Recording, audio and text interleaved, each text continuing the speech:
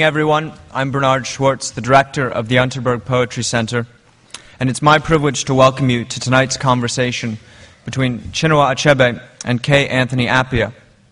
Tonight's sold-out event is also being webcast live to colleges and universities around the country, and I'd like to welcome that audience as well. The dissemination of Poetry Center programming, both live readings like this one and those from our archive, is made possible in part by a generous grant from the Frank Foundation. We are also grateful to the following individuals and institutions for their season-long support: the Greenwood family, the National Endowment for the Arts, Eva Usdan, Joan and Jack Jacobson, the Kaplan Foundation, Amazon Services LLC, and the New York State Council on the Arts. As you may have noticed already, we've placed a survey in tonight's printed programs. Please take a moment to fill it out and return it to one of the ushers at the end of the night. Those of you who complete the survey will be entered in a raffle to win one free ticket to each and every event for the rest of the season, including appearances by Orhan Pamuk, Rita Dove, Paul Auster and Javier Marias, Sam Shepard with Patti Smith, Susan Laurie Parks, Louise Glick, and John Irving. For more information, please visit our website at 92y.org/poetry. Meanwhile, the next event in our main reading series will take place on Thursday, October 29th, when A.S. Byatt will read from her work. Following tonight's conversation, which will last about an hour, Mr. Achebe has kindly agreed to answer questions from the audience. You should have received an index card in your printed program. If you have a question, please write it down and pass it to one of the ushers. After this brief Q&A, books by both authors will be available for purchase, courtesy of Barnes & Noble.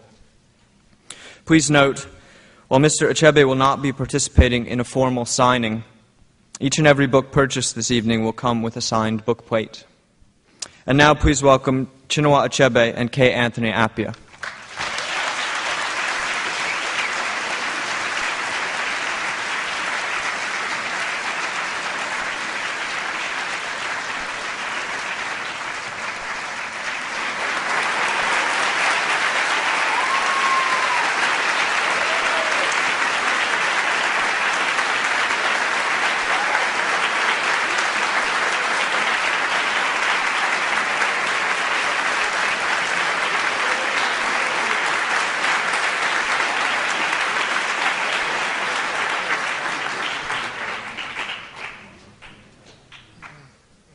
Thank you.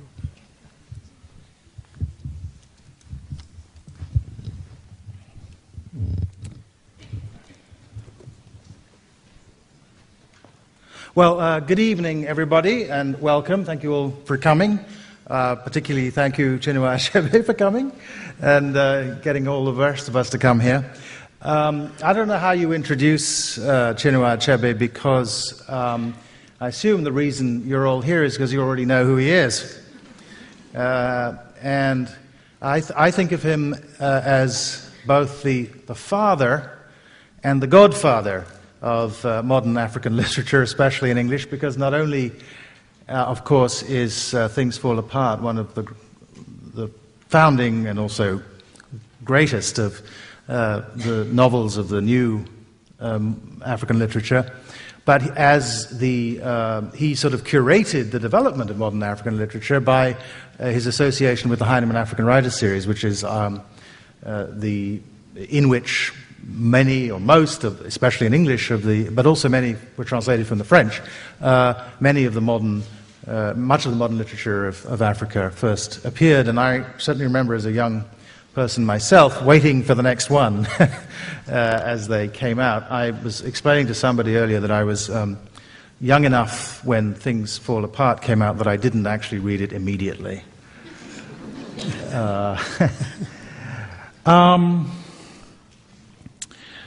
So here he is, and I would like to begin by reminding you that, that's him, not you, that the first time I think we talked about African literature was in 1982 in Cambridge, as you may recall. And even if you don't, I'm going to remind you of something you said then, which I'd like to start by asking you to comment on. And we were talking about sort of your sense of who you were in relation to writing, and you said, I'm an Igbo writer because this is my basic culture, Nigerian, African, and a writer. No, black first, then a writer. And you said each of these identities calls for a certain kind of commitment on my part. I must see what it is to be black, and this means being sufficiently intelligent to know how the world is moving and how the black people fare in the world. That's what it means to be black. Or an African, the same. What does Africa mean to the world? Do you remember saying that to me? Or something like that? Well, since you say so. Well, since yes. I mean, you say you talk at first, when you were asked this question, the first thing you said was, I'm an Igbo writer. So let's talk a little bit about what that means, your basic culture. Yes, well, it does sound like me. Because it seems to me that we are here in the world, in this room. What are we doing? I think that question is inevitable. Why am I here? Okay, we're going to talk about books, a book. Why do you want to talk about books? So it's that need to understand more what we are about. And from that, you have the question, am I doing it right? And slowly, the moral issue, the political issue, the social issues will emerge. And they emerged for you in the first instance as a member of a particular community in a particular place in Igbo land? Yes, of course, of course. That is inevitable for me because that's where I grew up. I didn't grow up in other places. Mm-hmm. And so you take account of that. You take account of all the people you see around you in that village. It doesn't have to be a kingdom, just a community. Every person there has some significance for me. Mm-hmm. I think that's where I made, and I thought that's where others were, but maybe I'm wrong. You see, it's important to me to find out about these people, to identify. That's what we call identifying with them, so that if something is happening to them, it's happening to me. Mm-hmm. So the period in which you were growing up and in this community was a sort of world historically significant period for that community because it was in the middle of the relatively short period during which it was part of the British Empire. Yes. Your father grew up before it was part of the British Empire, and of course you were a young man when it ceased to be part of the British Empire. And in that period, lots of people were trying to figure out their relationship to this big event. And in the new book, which is the occasion of our being here, this one, which I should show to everybody, The Education of a British Protected Child. In this new book, you talk about two men in your background, your father and his uncle, who offered kind of different responses to this new reality. Would you like to just talk a little bit about that, talk about your dad and how he dealt with this situation, and then your great uncle Udo, who had a different way of dealing with the new reality. Yes, my father was one of the first people to become a Christian in his community, in our village. His uncle, Udo, was one of the most important people in that community. In my view, a good man, a powerful man, a wealthy man. The story is very complicated because there are so many things going on. The most recent big event, perhaps, was the arrival of white missionaries. And so my father, for reasons best known to him, decided to embrace this new thing. New was such a powerful word at the turn of the 20th century.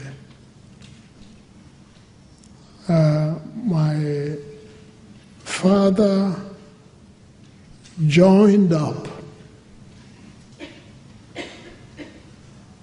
They were told that this new faith was the way to salvation. And my father accepted this. It was not everybody in his generation did the same. Many did, or some. And those who joined the Christian faith believed that they had got the right answer to the problems of the world.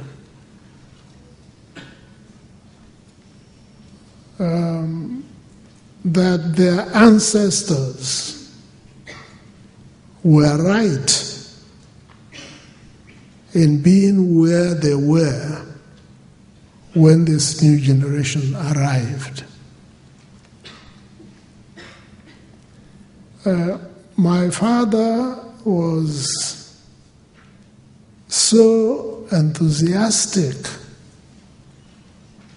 about the new faith and what it claimed that he named his first son Okuafo, New Word. That was his baptismal name. Well, the first one would be the European, Frank. Then the second one was Okuafo. So you could see where my father was coming from. He was a very successful person. He was an evangelist for 35 years and retired with a pension of, I think, £4 a month.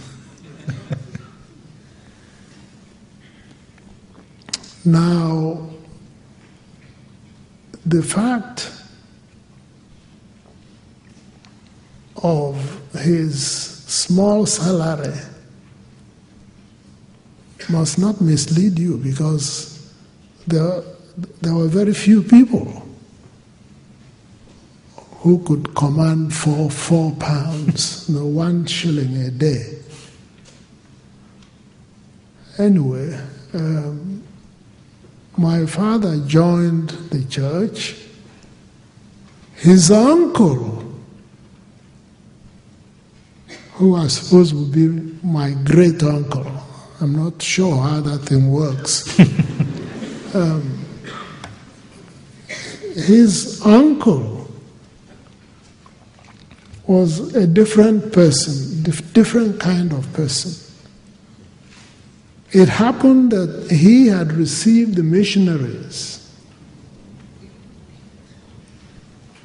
when they first arrived in our village.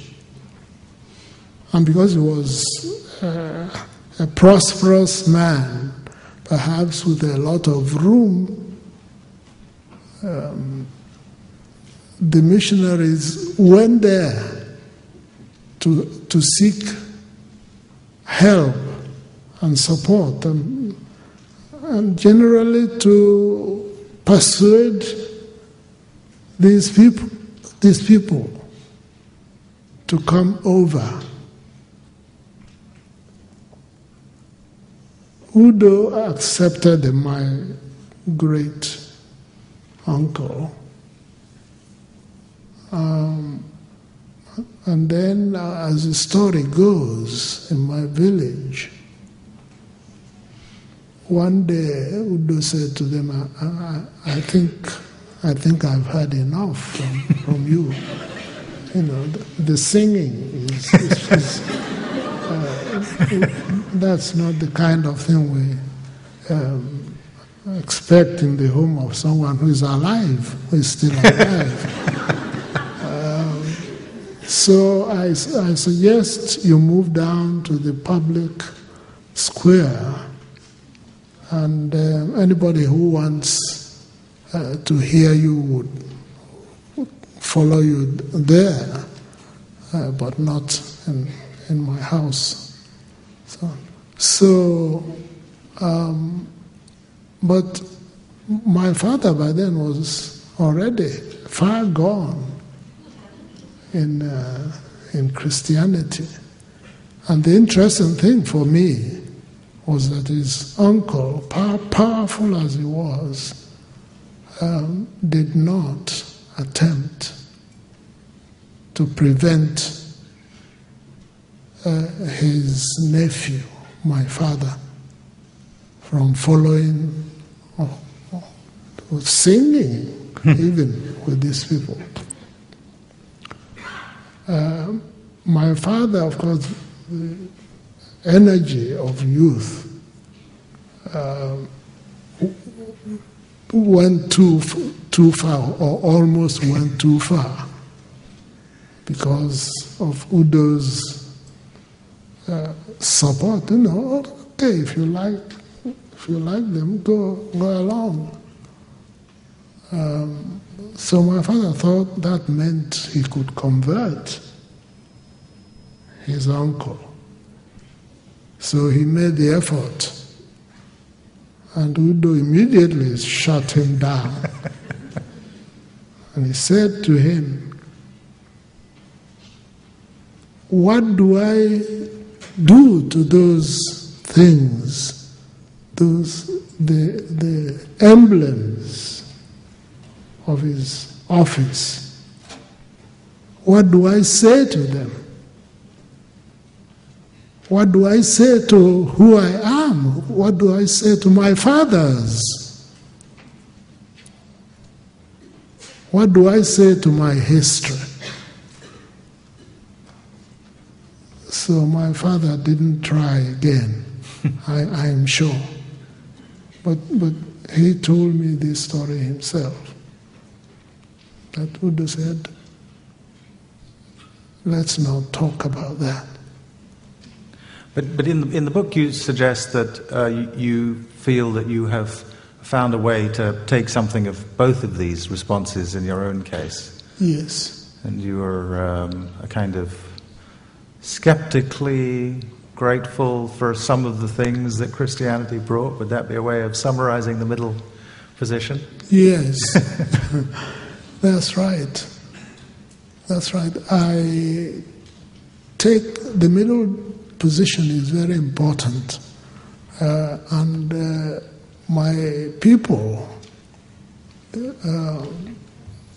traditionally have a respect for the middle. They like the first, but they warn that it's dangerous. The first child, this is in a story or a song for children, the first child, the one in front, is the one that encounters the evil spirits. The one at the back, the last, well, last is not a good idea.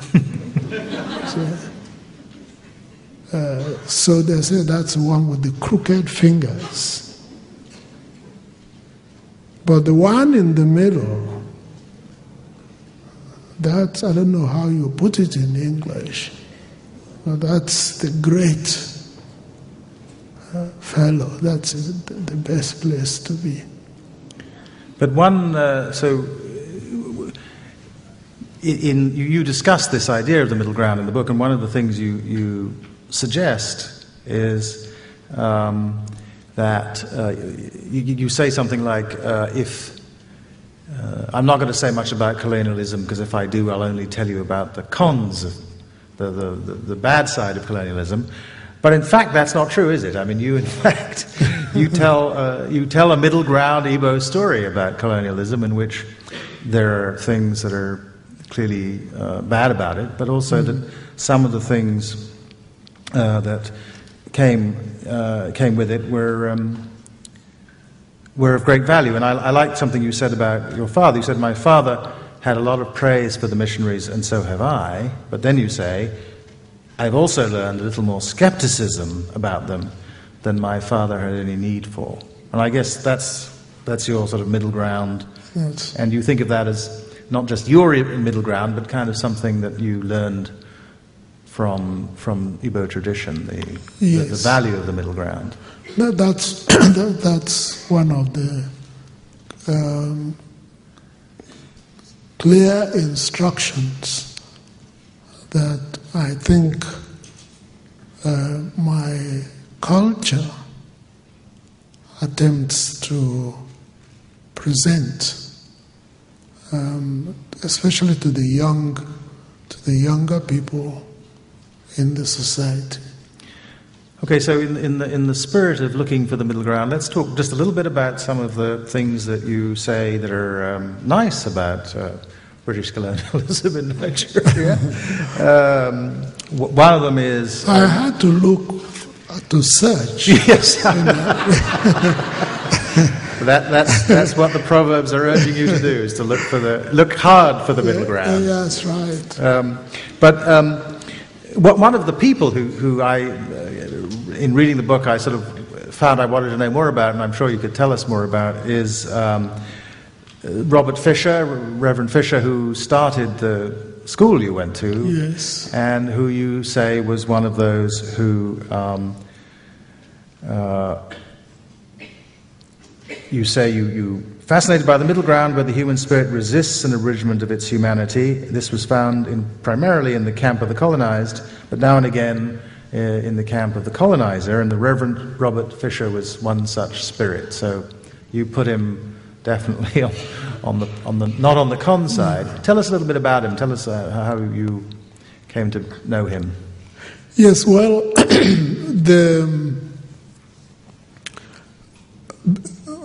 growing up in a colonized country, now feels so far away.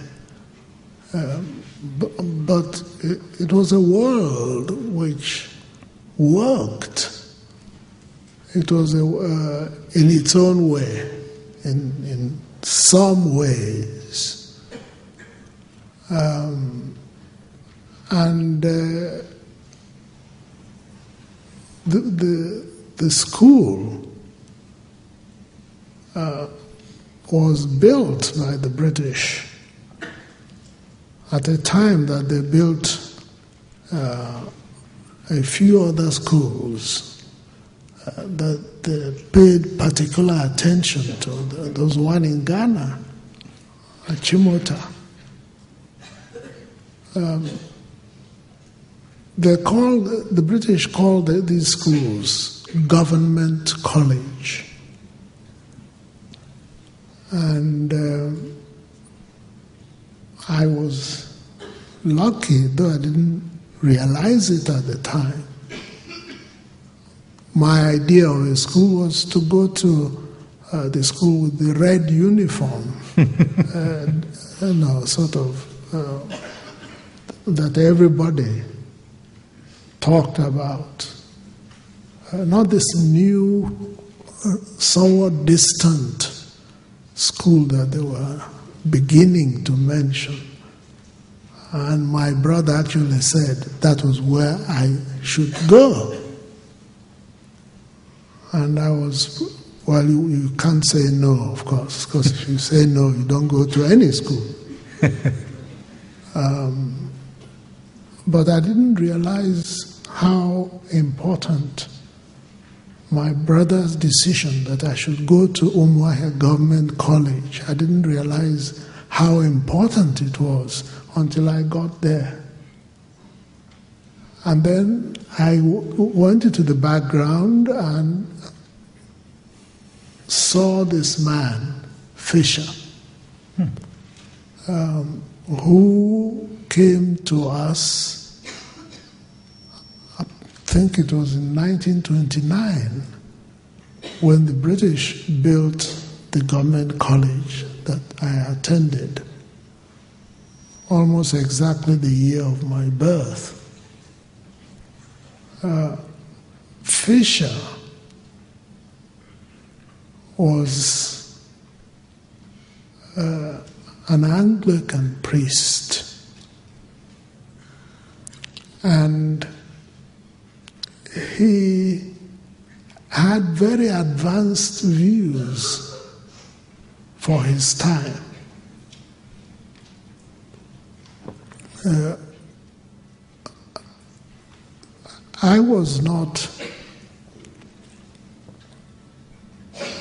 I did not meet him. He'd left by the time I went to Umuahia.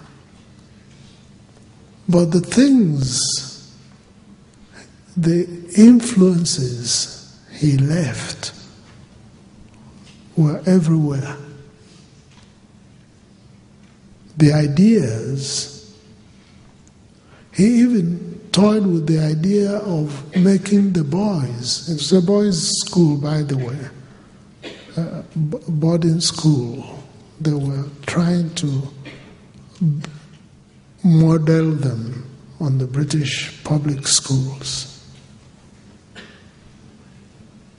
And Fisher was thinking of a system in which the boys would go and live with the villagers in their homes, not just live in some fine building, but go into the life. Of course, it did not work. I don't think young people want necessarily to go and live with poor people. I wish the opposite was the truth, but Fisher did many things, but perhaps if one is to think of what, in relation to our presence, what are we doing here now? The fact that Fisher built wonderful libraries for his school was one of the major events of my life. The first day I entered the library at Government College Umuahia, it was like being in another world. So many books in glass, what do you call it? In glass-fronted cabinets? Yes. Yes. And later on, one of Fisher's successors, who was principal when I was there, made a law in the school. He called it the Textbook Act. And the Textbook Act said that you must not touch a textbook, I think 3 days in the week after classes. You must not read anything that was intended for exams or whatever, any of this. You go and read a novel or a biography, or go and play ping pong. But you were not allowed, the school did not allow you to pick up a textbook on these, I think it's 3 days in the week after classes. How much ping pong did you pay? Yes, well, there was a lot of opportunity. There was a huge farm of oranges and so on that you could go, but don't touch your textbook. Our principal said that devotion to excessive book work is a real danger. I can see why he was popular with the students. So this school actually produced a good number of, this textbook act, yes, had a good effect because it did. It produced a good number of Nigerian writers. An amazing proportion of those who became writers in Nigeria came from this school and 2 or 3 similar schools that were built at this time. Let's switch then. We're in the spirit of the middle ground. Let's switch now to talking to one of the great critics of colonialism, whom you have an essay about in this book, namely Nnamdi Azikiwe, the first president of Nigeria.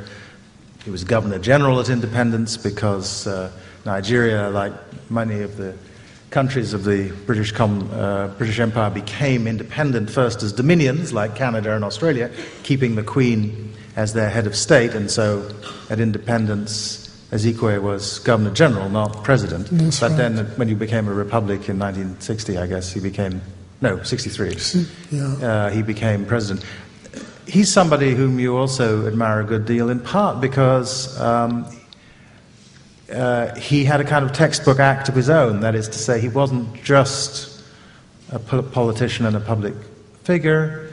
He too also was a kind of broadly cultured person.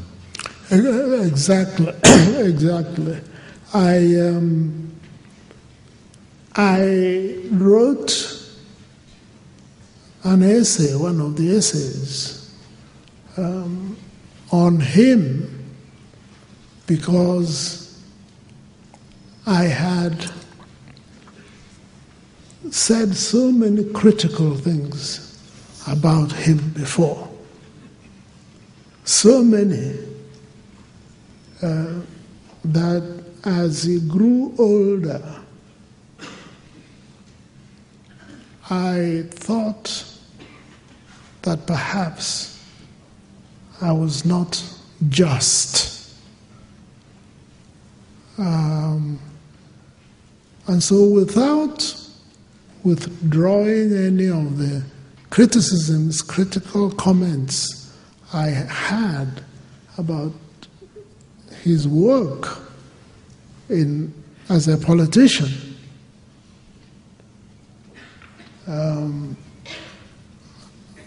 I had to consider the other side of him. You know, we are coming back to the middle ground, okay? And so I had an opportunity. He went to school in this country. That's one important fact about Azikiwe. He brought from this land to Nigeria, and then at some point also to Ghana, Gold Coast, as Ghana was called then. So he brought the notion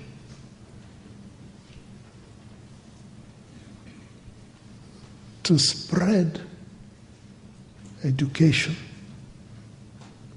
to make education available to everybody. And I think some of that notion came from his contact with the United States. But when he got back to Nigeria after his studies here, there were newspapers already.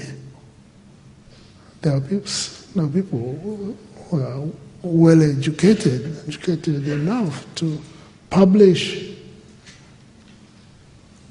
newspapers. But the kind of things they published, long quotations of Latin in the editorials, was very different from what Azikiwe brought. The theme of his major newspaper, the West African Pilot, was "Show the light, and the people shall find the way." Very simple. And it caught, like fire. The little people, the clerks who worked for the British government, ordinary traders were all reading newspapers, Azikiwe's papers. Some of them, in fact, held the paper upside down. Well, because they were not literate. But they wanted to hear, what did Azikiwe say today? And they will say, he said this, he said that, he said the other. And not much of it was very good about the British. No. No, he wasn't a favorite of the British.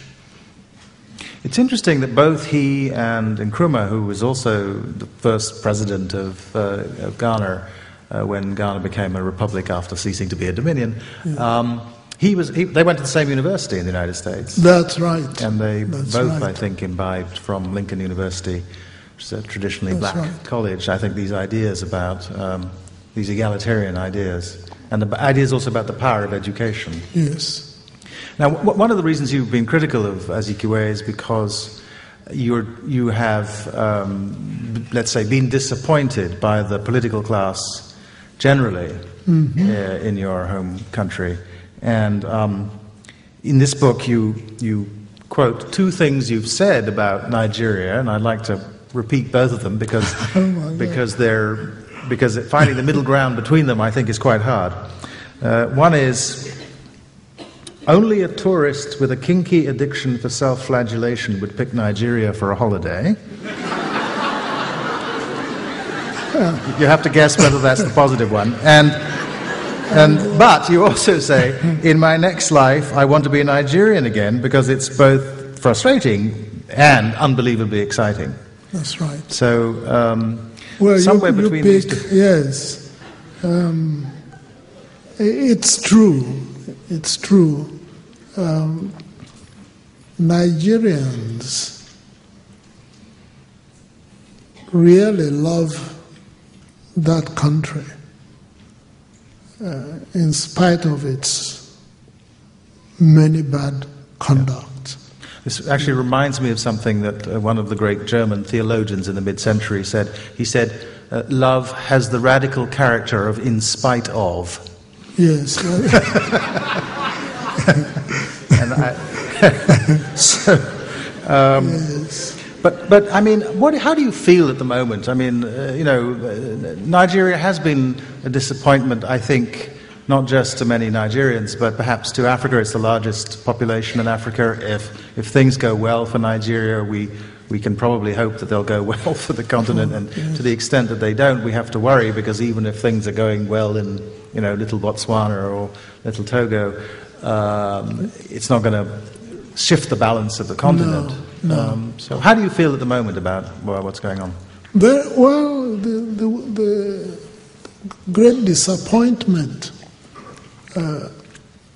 it's really the only way I can say it without going really deeply into describing my disappointment. It is clear that, and I say this superstitious thing, but I believe it, that providence doesn't make a place like Nigeria by accident. If you look at all the resources,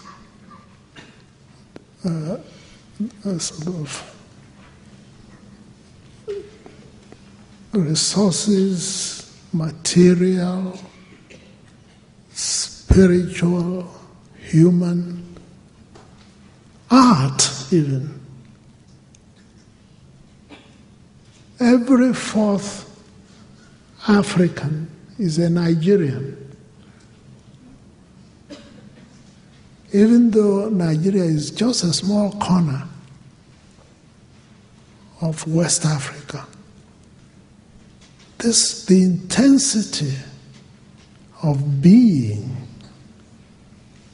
in Nigeria seems to me to have been designed for a purpose. And when you see no attention at all paid to what can we do to make this place tolerable? If you see that, you can't help wanting to be, really being angry, to use a strong language in talking about it. One of the things you say in the book is that there's been a real failure of not just political leadership but intellectual leadership, and you talk about the fact that you went to the first university college in Ibadan, which was the first sort of tertiary, yes, modern tertiary educational institution, and of course now there are many colleges and universities in Nigeria, both public and now private, run by churches and so on. And yet you say there isn't really any kind of thoughtful leadership, that nobody's come out of these institutions to help deal with Nigeria's problems. Do you think that's... Well, I do admit to this strong temptation sometimes to be, perhaps, to exaggerate my disappointment. And when you do, it does begin to look like anger. But if you've had the Nigerian experience, it's very difficult to avoid that, because it seems that my people are blind. Why can't they see that Nigeria cannot be for a handful of people who can make the cuts and take it outside somewhere else and hide?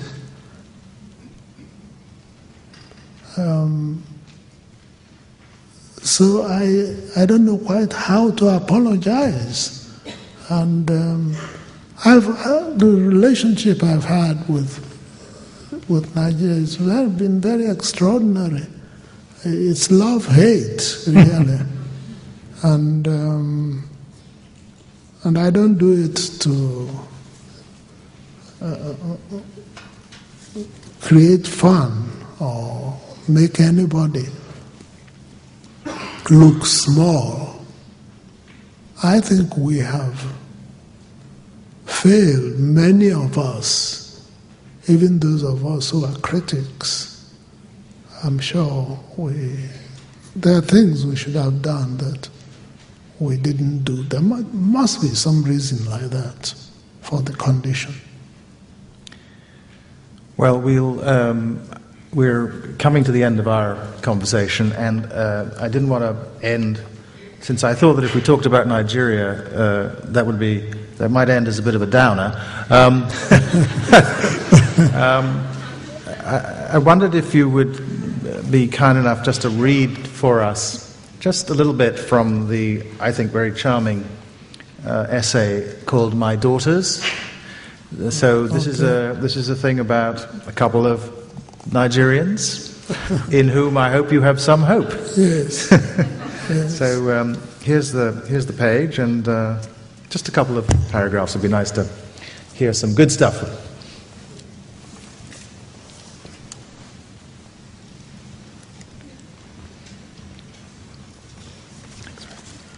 Yes,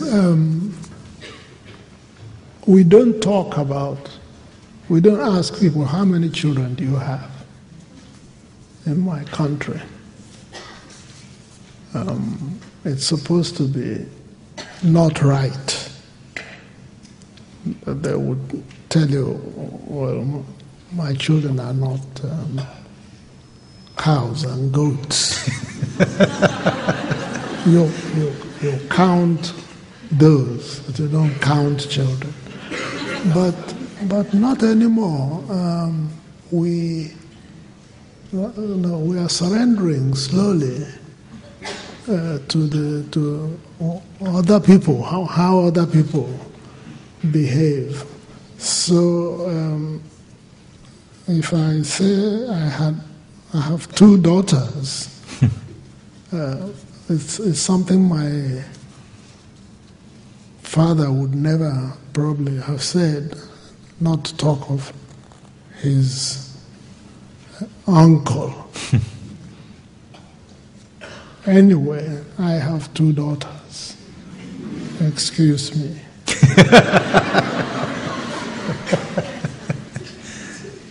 The first one is Chinelo. All right, I'll just say a few words about her. With Chinelo, I learned that parents must not assume that all they had to do for books was to find the smartest department store and pick up the most attractive looking book in stock. Our complacency was well and truly rebuked by the poison we now saw wrapped and taken home to our little girl. I learned that if I wanted a safe book for my child, I should at least read it through, and at best, write it yourself.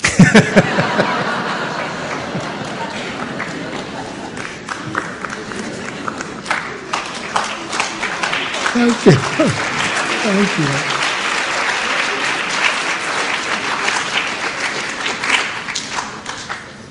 Our second daughter, Wando, gave us a variation on Chinelo's theme 8 years later. The year was 1972, and the place, Amherst, Massachusetts, where I had retreated with my family after the catastrophic Biafran Civil War. I had been invited to teach at the university, and my wife had decided to complete her graduate studies. We enrolled our 3 older children in various Amherst schools, and Wando, who was 2.5, we enrolled in a nursery school. And she thoroughly hated it. At first we thought it was a passing problem for a child who'd never left home before. But it was more than that. Every morning, as I dropped her off, she would cry with such intensity, I would keep hearing her in my head all the 3 miles back. And in the afternoon, when I went back for her, she would seem so desolate. Apparently, she would have said not a single word to anybody throughout the day. As I had the task of driving her to this school every morning, I began to dread mornings as much as she did. But in the end, we struck a bargain that solved the problem. I had to tell Wando a story all the way to school if she promised not to cry when I dropped her off. Very soon, she added another story all the way back. And in the Igbo language.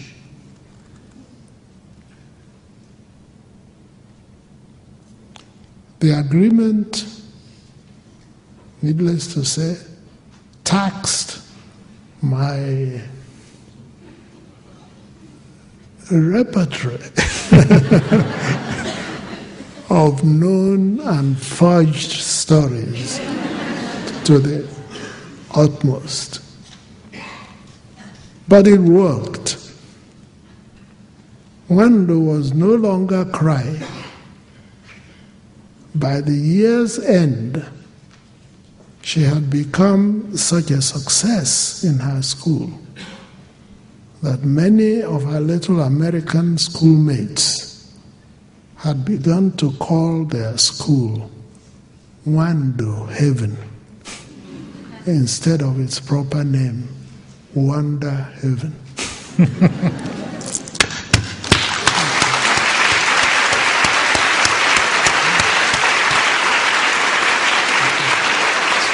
Thank you. Okay. So now I have the questions that have been given to us on cards that some of you have written. And here's the first one. It's from somebody at Fairfield University. How has the estrangement in location you've experienced since moving to the United States affected your writing and views of Nigeria or anything else? How has my... You're not living in Nigeria, being dislocated, yes. Being in a sort of exile. Would you describe it as exile? Perhaps not. Well, it's difficult to know. There are two sort of possible experiences. You feel one or you go through one, you don't go through the other. And so if you ask, how do they compare? You can only talk about what you know. The U.S. is, of course, a very powerful place. And its possibilities for influencing other people and making other people, in fact, do what the U.S. does is very strong. And so I do know that you have to put up a fight. For instance, talking about my daughters, about my children generally, we had to put up a fight about their teachers saying to them, what's that thing you are talking? They're speaking to each other in our language, and the teacher says, we don't want to hear that here. And I know we put up a fight because we don't happen to believe that two languages would kill a child.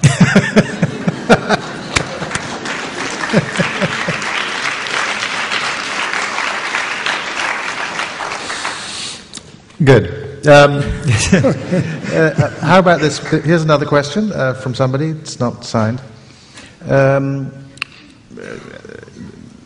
Are the conditions, as represented in Things Fall Apart and No Longer at Ease, where post-colonial Christianity and traditional Igbo religion are in conflict, is this still true? now, 50 years after the writing, where is the middle ground between the Igbo traditions and Christianity today? Or is there a middle ground? Things have not worked out as nicely as one had hoped. Things are not as clear-cut today. And one of the worries for me personally, when you talk about religion in Africa, or well, let's say West Africa or Nigeria, is the excessive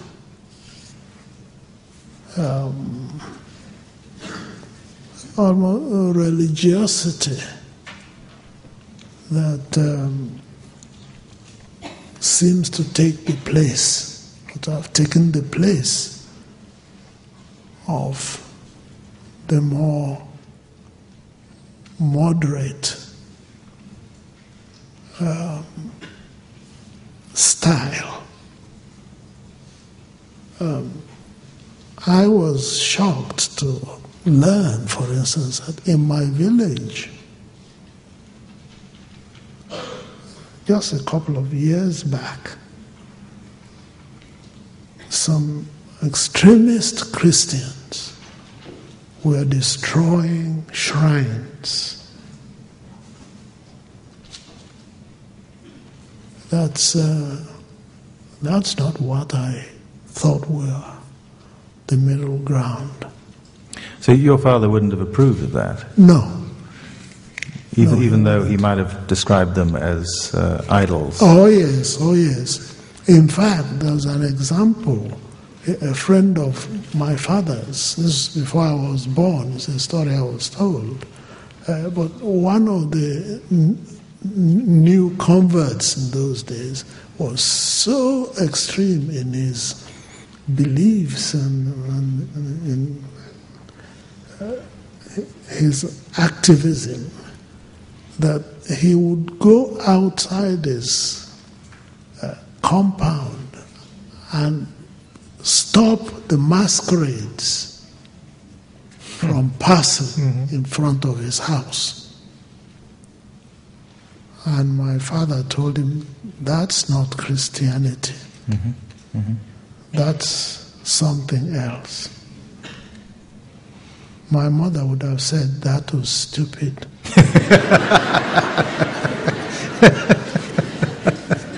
I'm with your parents on that one. Here's another question. I get my pre-colonial and colonial era Nigerian history from you, from your books. What advice do you have for an aspiring writer who wants to capture similarly the essence of modern Nigeria?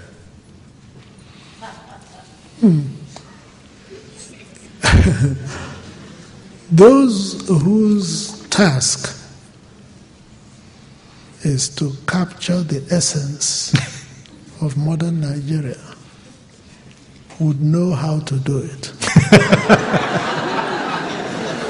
Yes. Yes. So the gift comes with the vocation. Yes. Yes. Yeah. Here's another question. Jamaica Kincaid, in her book A Small Place, says that she's no interest in the past before the beginning of colonization and the slave trade because it has no relevance to how she experiences the present, which is haunted by colonial legacies. Where does the past begin for you, and what role does it play in how you and your country experience the present?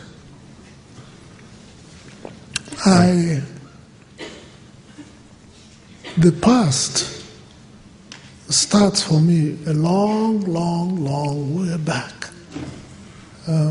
It's true that I don't know as much about it as it deserves. But I certainly don't want to draw a line surrounding, what is convenient, because what we don't know about the past, we should try and find out.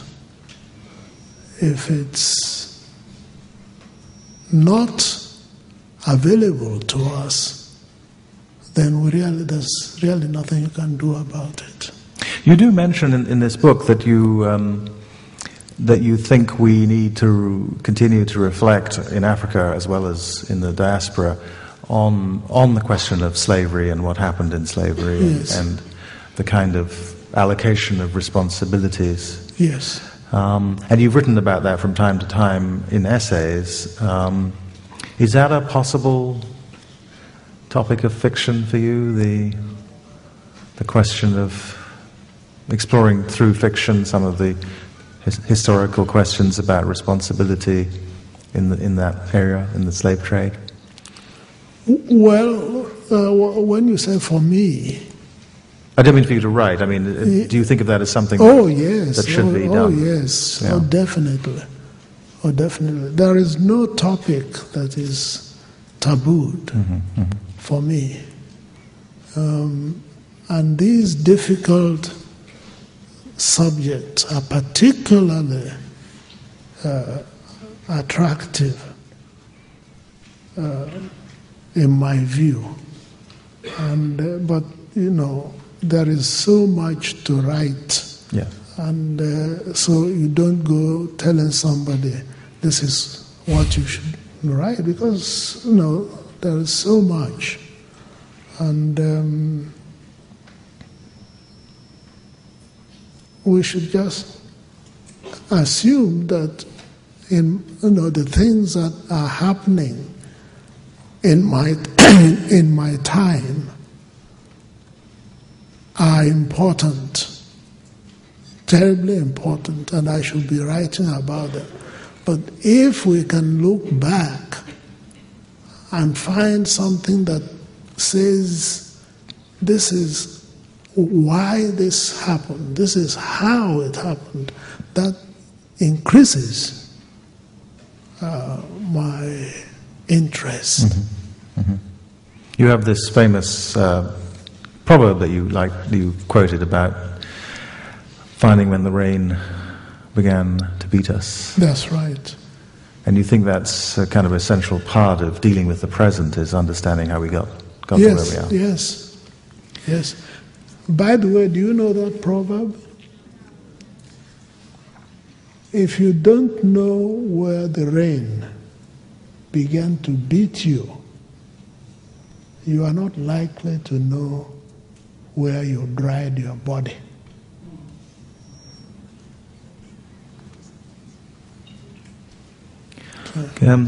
Another Fairfield University question, so a shout out here to Fairfield University again. The London Sunday Times once, not just the London Sunday Times, but certainly the London Sunday Times, once referred to your writing as modern African literature. How do you feel about this label, and do you think you're solely an African writer, or does your work speak to all people of colonized nations, or on a universal global scale?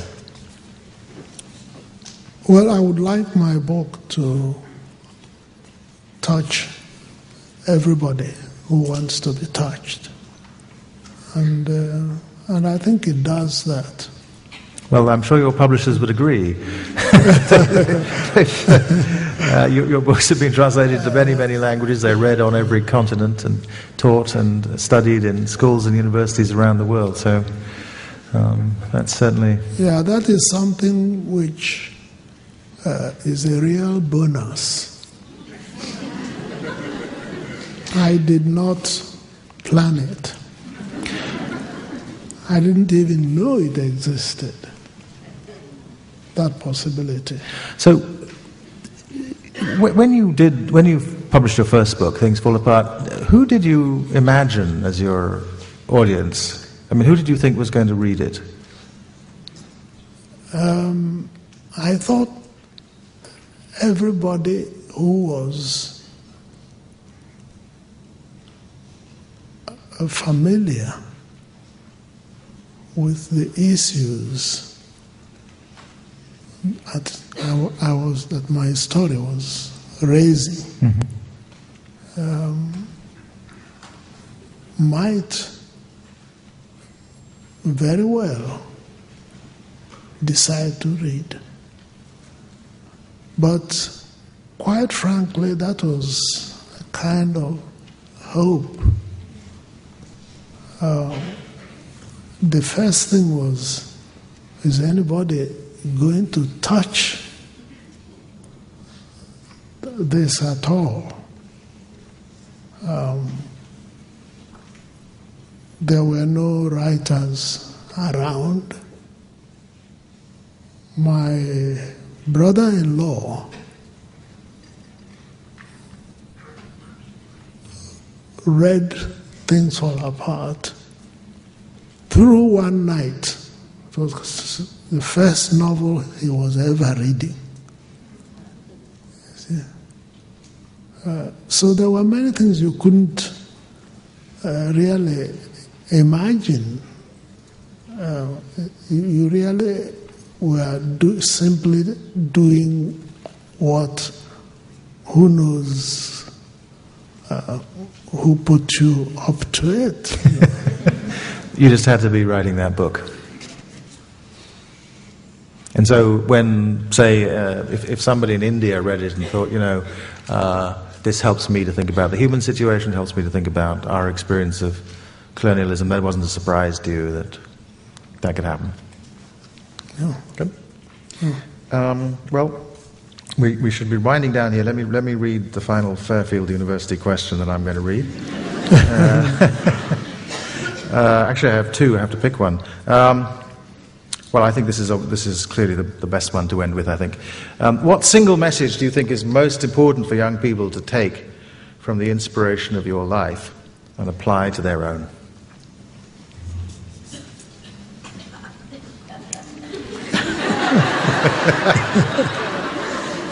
Come on, the people of Fairfield University are waiting. Oh dear. You see, it's not my way to get up and say to people, no, look at me and be inspired.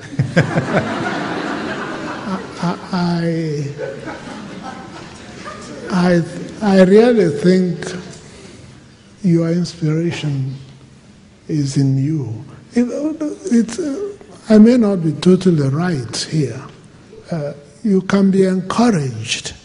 Your work may be intensified by seeing how someone else does it. But if that happens, you pick that up. It's not for the person who is doing the inspiring to go around and say, look at me, because I'm going to inspire you.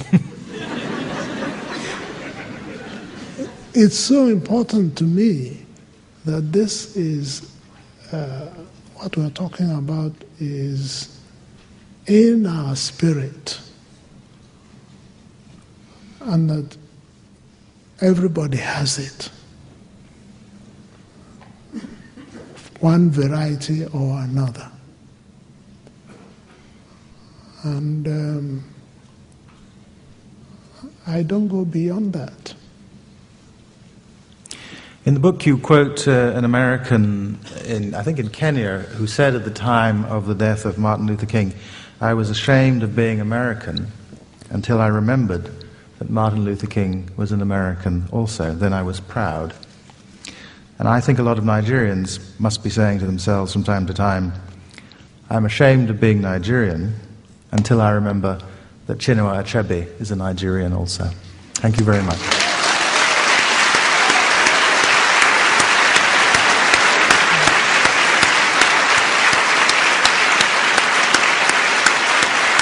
Thank you. Thank you. Thank you very much. Thank you. I have been asked to remind you to fill out those forms if you've got them, and I guess you hand them in on the way out. Thank you all very much for coming. Good night.